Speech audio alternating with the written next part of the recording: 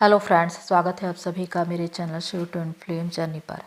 My loving twin souls, आप सबों को बहुत बहुत प्यार एवं आभार। जितने भी नए सोल मेरे इस चैनल पर आए हुए हैं, मैं सभी का स्वागत करती हूँ। डिवाइन मैस्कुलाइन आपको कैसे और कब ट्रिगर करते हैं? ये बिल्कुल सामान्य सी बात है प्रियो इस जर्नी में कि डीएम अपने डीएफ को ट्रिगर करे।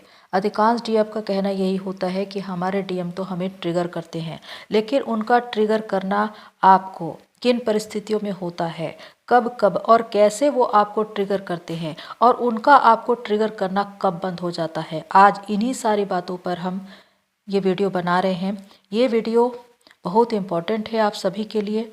अगर आप इस ट्विन फ्लेम जर्नी में चल रहे हैं तो इस वीडियो को पूरा देखिए और जानिए। फर्स्ट पॉइंट, रनर चेजर का गेम। इस जर्नी में जब रनर चेजर का गेम आता है, डीएम और डीएफ एक दूसरे को मिरर दिखाना शुरू करते हैं। यहाँ पर जब डीएम डीएफ को मिरर दिखाते हैं तो वहाँ पर डीएफ चेजर बनती है और डीएम रनर बनते हैं। अब यहाँ पर डीएम लगातार थर्ड पार्टी में भाग रहे हैं, अपनी बातों को छिपा रहे हैं, डीएफ को इग्नोर कर रहे हैं, और ऐसा करके वो डीएफ को हर्ट कर रहे हैं, ट्रिगर कर रहे हैं। ये सबसे ज़्यादा पेनफुल सिचुएशन होता है डीएफ के लिए, क्योंकि जो डीएम कुछ समय तक आपकी बातों को सुनते थे, समझते थे, अपनी निजी बातों को आपको शेयर करते थे, अब वो आपसे बात करना भी पसंद नहीं करेंगे, बिल्कुल साइलेंट हो जाएंगे। आप अगर बार बार कॉल करेंगे, मैसेज करेंगे तो वो आपको ब्लॉक कर देंगे, थर्ड पार्टी में भागेंगे, लेकिन उनके बारे में आपको कुछ नहीं बताएंगे। तो यहाँ से सिचुएशन ऐसी हो जाती है कि आप लगातार उनके पीछे भागते रहते हैं और वो किसी और के पीछे भागते रहते हैं। लेकिन ये जो कुछ हो रहा है वो इस जर्नी में आपको आईना दिखा रहे हैं कि आपके भीतर जितने भी वुंड्स, जितने भी ब्लॉकेजेस हैं, वो सरफेस पे आए, जिसे आप देखें, उस पर काम करें और एक बेस्ट वर्जन बन जाए। लेकिन डीएफ को ये दिखाई देता ही नहीं, क्योंकि न तो आप उस जर्नी को जानते हैं, न ही इनर वर्क को जानते हैं, आप कुछ भी नहीं जानते। बहुत समय के बाद आपको पता चलता है इस जर्नी में कि इनर वर्क करना है, खुद को हील करना है, बैलेंस करना है, तब आप खुद पर काम कर पाते हैं। वरना अधिकांश लोगों का समय सिर्फ डीएम के पीछे भागते हुए ही गुजर जाता है। तो ये एक ऐसा पड़ाव है जिसमें डीएम सबसे ज़्यादा परेशान होती है, क्योंकि डीएम लगातार आपको ट्रिगर करते रहते हैं अपनी बातों के द्वारा, अपने व्यवहार के द्वारा, और इसी वजह से आपकी अवेकनिंग शुरू होती है। क्योंकि इस जर्नी का उद्देश्य ही यही है, सोल कॉन्ट्रैक्ट ही यही है कि डीएम आपको ट्रिगर करेंगे और आपकी अवेकनिंग शुरू होगी। सेकंड पॉइंट है ऑन ऑफ सिचुएशन। बहुत से डीएफ की लाइफ में एक ऑन ऑफ सिचुएशन चलता है, जिसमें डीएम कभी कभार आते हैं, आपको ट्रिगर करते हैं, हर्ट करते हैं और चले जाते हैं। आप एनर्जी लेवल पर ड्रेन हो जाते हैं। चाहे आप साधना करके कितने भी उच्चतम स्थिति में पहुंचे थे, एक सेकंड में आप लो वाइब्रेशन में पहुंच जाते हैं। और ये एक डिवाइन टेस्ट है कि जब आप इनर वर्क करना शुरू करेंगे, आपके भीतर इनर डीएम डीएफ बैलेंस होना शुरू होगा, तो जो आपके अंदर परिवर्तन है वही परिवर्तन बाहर दिखाई देगा। यानी कि अगर आपके भीतर शिव शक्ति मर्ज हो रही है, तो आपका पार्टनर, आपका ट्विन जो बाहर है, वो आएगा जरूर, लेकिन उनका आपको ट्रिगर करना ये दर्शाता है कि अभी आपकी साधना पूरी नहीं हुई है। वो आपके उस वीकनेस पर ट्रिगर करेगा जो आप जानते भी नहीं हैं, और उसे ट्रिगर करके वो आपका ध्यान आकर्षित करवाएगा कि उसे भी हील करना है, उसे भी क्लियर करना है।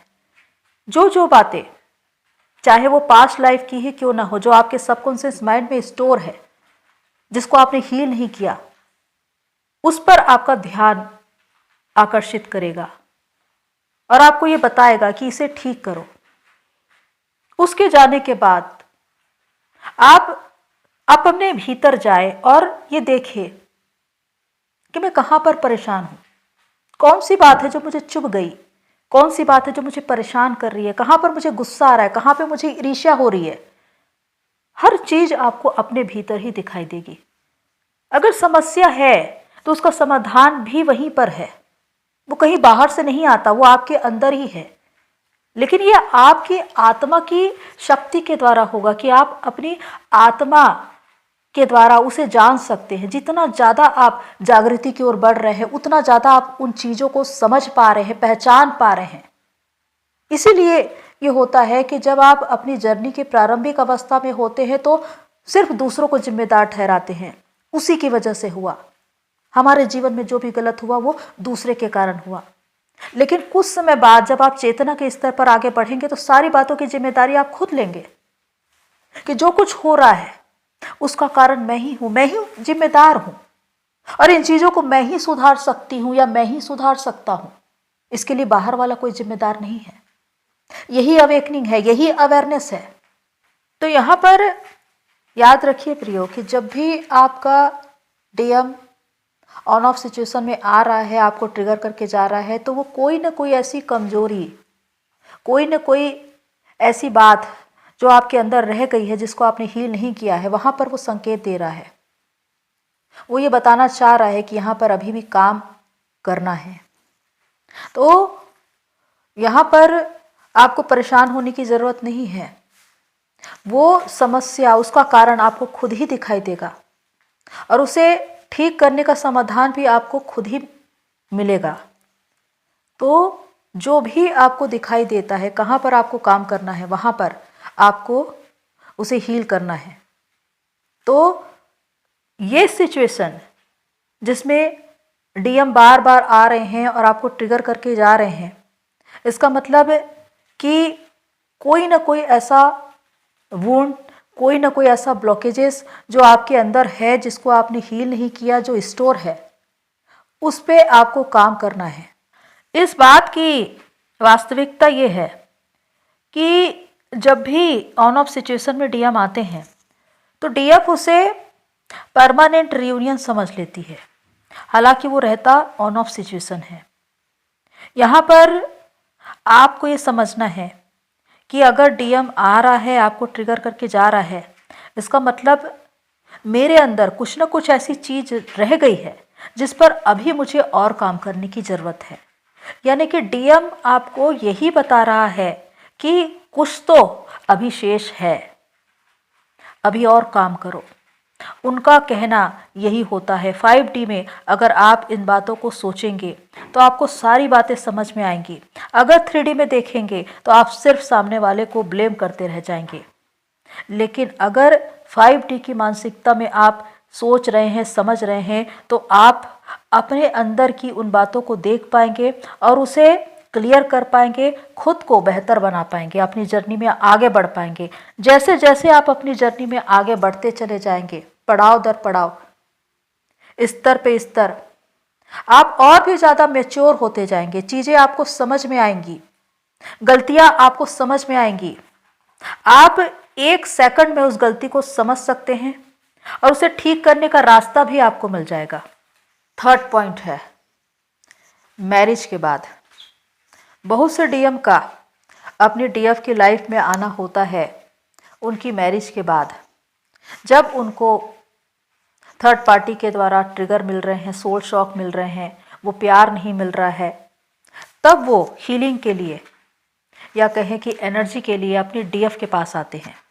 यहाँ पर भी बहुत सी डीएफ इसे रियूनियन समझ लेती है। याद रखिए प्रियो कि परमानेंट रियूनियन को पाना तभी होता है जब आप डिवाइन से पूरी तरह से सोल मर्जिंग कर ले, अपने इनर डीएम डीएफ को बैलेंस कर ले। क्योंकि अगर आपने अपने भीतर ही इनर यूनियन को पाया नहीं है पूरी तरह से, तो बाहर भी आपका डीएम हमेशा ऑन ऑफ सिचुएशन में मिलेगा, यानी कि उनका आना जाना लगा रहेगा। और जब तक ऐसी स्थिति रहेगी वो आपको ट्रिगर कर करके जाते रहेंगे। तो जब भी वो मैरिज के बाद आते हैं तो यहाँ पर उनके इरादे को आपको समझना जरूरी है। यहाँ पर भी अलग अलग सिचुएशन होती है। एक ऐसी डीएफ जो डिजायर में फंसी हुई है और यहाँ पर जब डीएम डिमांड करते हैं फिजिकली, वो सहज तैयार हो जाती है। तो जब आप ही डिजायर में हैं तो सामने वाला तो डिजायर में दिखेगा ही दिखेगा, और आपका डीएम तो आपका आईना है। जो कुछ आप उनमें देख रहे हैं वो आपकी ही चीज है।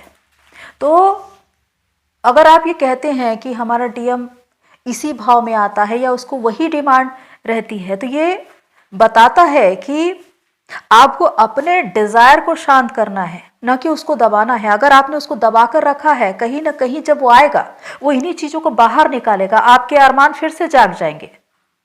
और दूसरी सिचुएशन ये होती है कि जो डीएफ बहुत ज्यादा अवेयरनेस में है, सामने वाले के इरादे को पहचान सकती है, भांप सकती है, अपने आप को उसने बैलेंस करके रखा है। डीएम अगर उनको ऑफर दे भी रहे हैं वो तैयार नहीं होगी।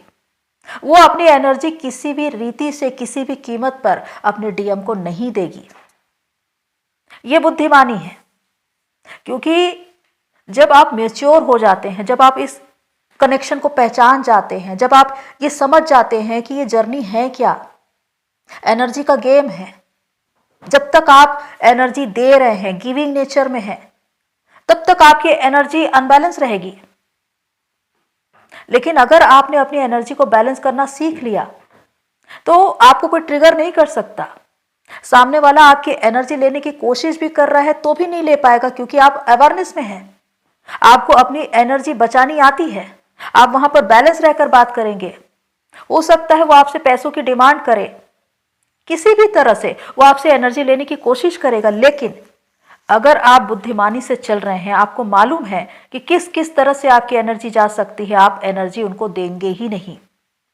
इसी को कहते हैं आपकी डीएम एनर्जी का एक्टिवेट होना, क्योंकि आपकी जो शिव एनर्जी है वो बहुत ज्यादा इंटेलिजेंट होती है, वो सब कुछ सोच समझ कर करती है। क्योंकि डीएफ एनर्जी है जो हद से ज्यादा इमोशनल होती है, दिल से सोचती है, दिमाग से नहीं सोचती, इसीलिए बहुत ज्यादा धोखा खाती है। लेकिन डीएम एनर्जी, आपकी शिव एनर्जी आपको हमेशा ये बताएगी कि किसी भी काम को करने से पहले 100 बार सोचिए, निर्णय करिए, तब जाकर उसे पूरा करिए।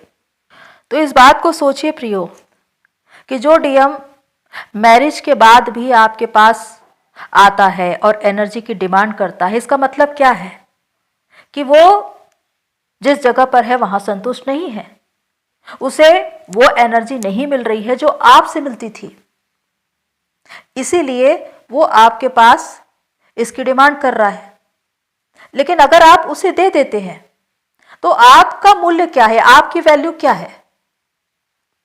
यहां पर अगर जो डीएफ ये कहती है कि मेरी तो वैल्यू ही नहीं है मेरे डीएम के सामने, आप अपनी वैल्यू खुद बनाइए।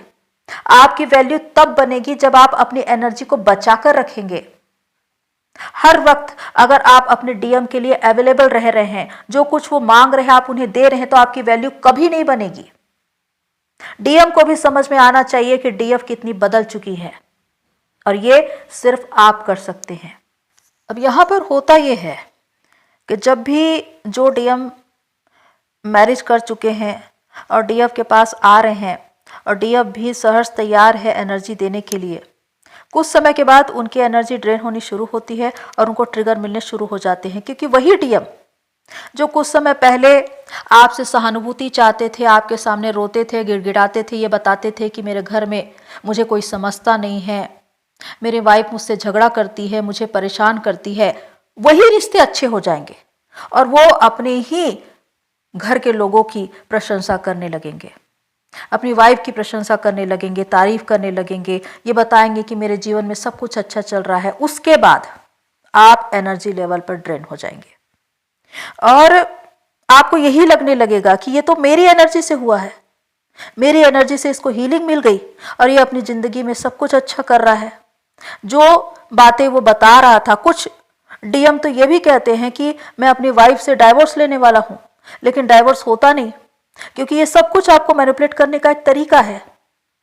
जैसे ही आप एनर्जी देना शुरू करते हैं, आपके पास एनर्जी कम होने लगती है, उनके पास ज़्यादा होने लगती है, एनर्जी अनबैलेंस होती है और वो फिर से रन करने लगते हैं। तो यही होता है कि अपनी एनर्जी को बचाना सीखिए, उसे बैलेंस करना सीखिए। अगर आपके डीएम आते हैं, आपसे बात भी करते हैं, बैलेंस रहकर बात करिए। अपने संबंधों को आध्यात्मिक रखिए, ना कि शारीरिक। क्योंकि अगर शारीरिकता के स्तर पर आप नीचे चले गए तो फिर आपकी इतनी साधना करने का मतलब क्या हुआ। तो इन बातों को भी अपने अंदर जाकर देखिए और समझिए कि अगर वो अपने फैमिली के बारे में या अपनी वाइफ के बारे में आपको बताते हैं और आप बैलेंस रहते हैं, आपको कुछ फर्क नहीं पड़ता, तो इसका मतलब कि आपने अपने आप को पूरी तरह से हील कर लिया है, बिल्कुल आप न्यूट्रल हैं। लेकिन अगर उनकी बातें वो बता रहे हैं, उनकी तारीफ कर रहे हैं, उनकी प्रशंसा कर रहे हैं और आपको गुस्सा आ रहा है, आपको जलन हो रही है, समझ जाइए कि वो आपको ट्रिगर कर रहे हैं, आप फिर से लो वाइब्रेशन में चले गए। तो यही है अपने अंदर की एनर्जी को पहचानना कि कब आप ट्रिगर होते हैं, कब नहीं होते। चाहे वो आपका ट्विन ही क्यों ना हो, अगर उनकी बातों से आप ट्रिगर नहीं हो रहे, इसका मतलब कि आपने अपने आप को बैलेंस करना सीख लिया है।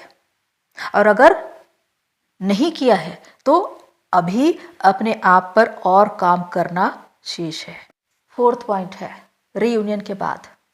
जब आपका आपके डीएम के साथ रीयूनियन होता है, चाहे कई महीनों के बाद या वर्षों के बाद आपका मिलना हो रहा हो, बिल्कुल सामान्य रीति से बहुत अच्छे से आप मिल रहे हैं, बातचीत हो रही है, लेकिन अचानक ही किसी बात पर वो आपको ट्रिगर करेगा।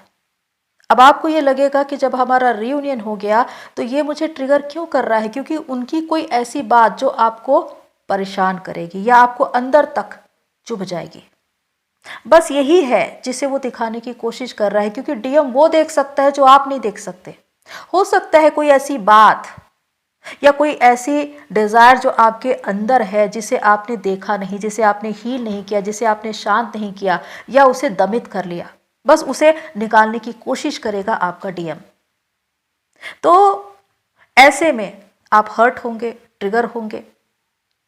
और ये एक डिवाइन टेस्ट भी होता है कि डिवाइन ये देखना चाहते हैं कि इतने समय तक जब आप अपने ऊपर तैयारी की तो कैसी की, कितना बैलेंस हुए, कितना काम आपने खुद पर किया है। और इसका सबसे बड़ा माध्यम होता है डीएम, कि डीएम को दिखाकर ही आपके अंदर की उस एनर्जी को देखा जाता है कि आप कितने बैलेंस हैं। तो रीयूनियन के बाद भी बहुत से लोगों में ये संभावना है कि आपका डीएम आपको ट्रिगर करेगा। और अगर जिन बातों में वो ट्रिगर कर रहा है तो उन बातों को देखिए, उसे हील कीजिए। कोई ना कोई ऐसी चीज, कोई ना कोई ऐसी बात जो छूट गई हो, रह गई हो आपके अंदर, जिसको आपने हील नहीं किया, उस पर वो ट्रिगर कर रहा है, उसे ठीक करने की बात वो कह रहा है। फिफ्थ पॉइंट है, ये सबसे इंपॉर्टेंट है कि आप सभी के मन में यही जिज्ञासा होगी कि वो कौन सा समय है जब डीएम आपको ट्रिगर करना बंद कर दे। और ये आपके ही हाथ में है। और ये कहे कि आपकी भक्ति, आपकी साधना, आपकी तपस्या का एक प्रतिफल है, एक रिजल्ट है जो आपको मिलता है, जिसके द्वारा आप हील हो जाते हैं, बैलेंस हो जाते हैं, कंप्लीट हो जाते हैं, न्यूट्रल हो जाते हैं, पूर्ण रूप से जागृत हो जाते हैं, मैच्योर हो जाते हैं।